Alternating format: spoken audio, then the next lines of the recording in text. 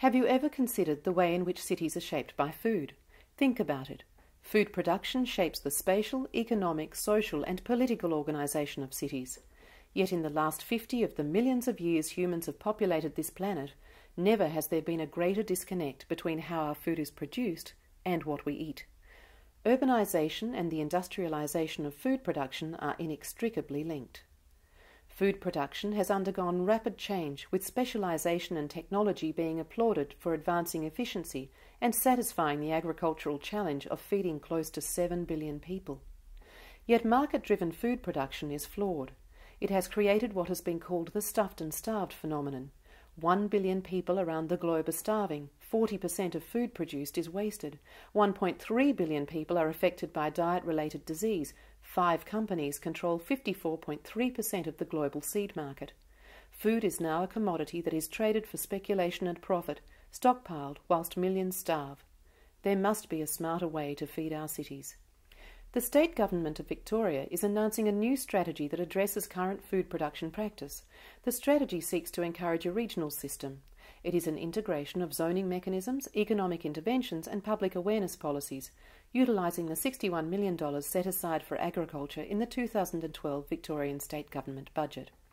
It is a multifaceted effort to drive sustainable food production opportunities that capture resource efficiencies rather than surplus value efficiencies. Food needs to be put front and centre in urban planning strategies from the top down. Let's start by considering the problems.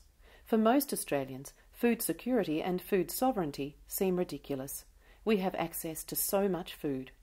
The industrialisation of the food supply chain has delivered a reduction in the cost of food.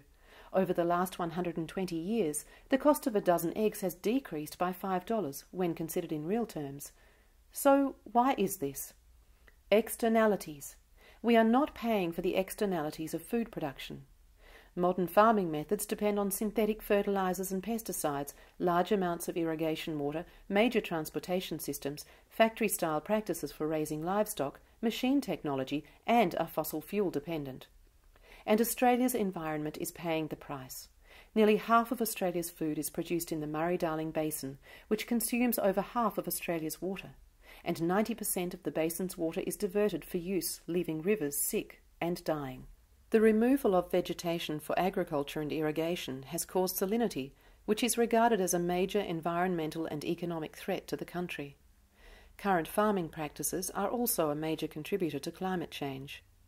Long-haul transportation of food that is integral to current practices is made possible by cheap subsidised fuel, leading to increased greenhouse gas emissions. In Melbourne, a typical food basket of 29 items has travelled 21,073 kilometres by road. This is almost the same distance as travelling around Australia's coastline. Agriculture is also a major contributor to greenhouse gas emissions. In 2009, it was responsible for approximately 15% of Australia's total emissions. Meat production generates more greenhouse gas emissions than either transportation or industry. Of meats, beef is the most carbon intensive, with the production of 1 kilogram of beef resulting in roughly 36 kilograms of CO2 emissions. Fossil fuel input is almost 10 times the food energy output.